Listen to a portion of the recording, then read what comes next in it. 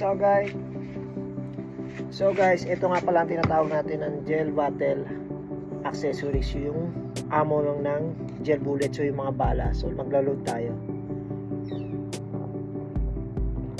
Hindi kumpleto ang laro mo kung walang ganito. So ito ay 400 ml, available po yan sa akin, Yellow Basket.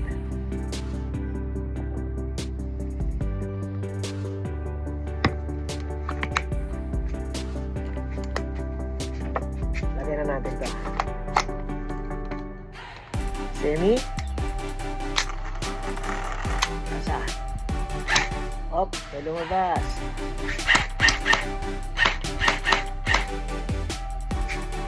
Pulo to.